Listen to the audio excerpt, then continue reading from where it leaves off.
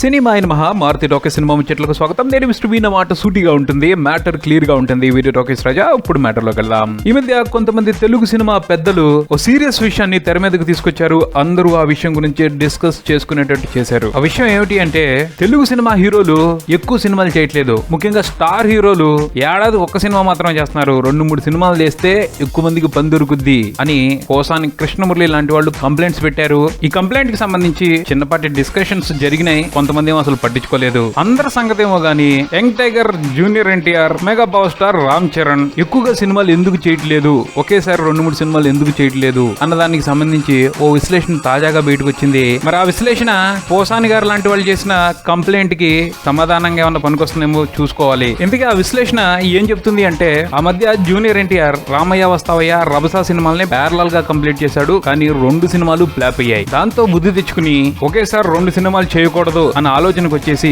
ఒక cinema complete అయిన తర్వాత మాత్రమే మరో సినిమా జోలికి వెళ్లాలని నిర్ణయానికి వచ్చాంట. అదే పద్ధతిని ఫాలో అవుతున్నాడంట. అలానే రామ్ చరణ్ కూడా నాయక్, ఎవడో, తుఫాన్ ఈ 3 సినిమాల్ని ఒకే సమయంలో కంప్లీట్ చేశాడంట.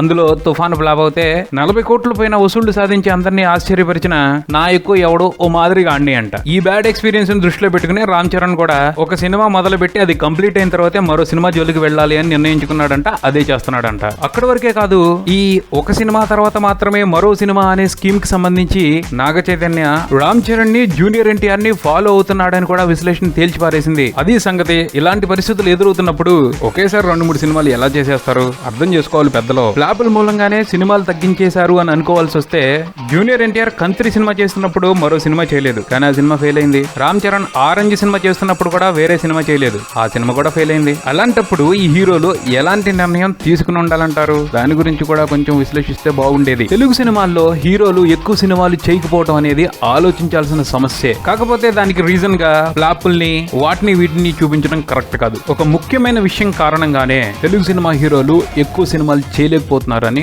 కొంతమంది విశ్లేషిస్తున్నారు. ఫిల్మ్ మేకింగ్ కి సంబంధించి ప్రాపర్ షెడ్యూలింగ్ పాటించకపోవటమే ఇక్కడ ప్రధానమైన లోపం అని వాళ్ళు ఎత్తి చూపిస్తున్నారు. ఈ షెడ్యూలింగ్ సంబంధించి హీరోలు, దర్శకులు, నిర్మాతలు అందరూ కూడా చొరవ తీసుకోవాల్సిన అవసరం ఉంది. హిందీ సినిమాల్లో ఈ షెడ్యూలింగ్ స్పష్టంగా కనిపిస్తుంది. అక్షయ్ కుమార్ లాంటి పెద్ద హీరోలు కూడా సంవత్సరానికి 2-3 సినిమాలతో బాక్స్ ఆఫీస్ దగ్గరకు వస్తున్నారు. కథకు అనుగుణంగా పాత్రకు సంబంధించి ప్రత్యేకంగా కనిపించాలి, ప్రత్యేకమైన గెటప్ లో ఉండాలి అనుకున్నప్పుడు మాత్రం కొంచెం టైం తీసుకుంటున్నారు. టైం తీసుకున్నప్పటికీ టైం తీసుకోవటం మూలంగా జరిగిన ప్రత్యేకతని సినిమాలో చూపిస్తున్నారు. దానికి తగ్గ క్రెడిట్ ని దక్కించుకుంటున్నారు. మన హీరోలు చకచక సినిమాలు చేయరు, ప్రత్యేకంగాను కనిపించరు. ఎక్కువ గ్యాప్ తీసుకుంటున్నప్పటికీ ఏవో గెటప్ కు సంబంధించి చిన్న మెరుపులే తప్పించి వైవిధ్యమైన పాత్రలతో అయితే ఆకట్టుకుంటున్న పరిస్థితి పెద్దగా కనిపించడం లేదు. వైవిధ్యం ప్రదర్శించలేనప్పుడు ఎక్కువ సమయం తీసుకోవడం వల్ల ప్రయోజనం ఏమిటి? ఈ విషయంలో మాత్రం తప్పకుండా మార్పు రావాల్సిందే. చూద్దాం అది ఎక్కడ మొదలవుతుందో. ఇది బుల్టాన్. మరో బుల్టన్తో మళ్ళీ కలుద్దాం. Keep watching Maruti Talkies. For me mister B. Talkies Raja. Thank you.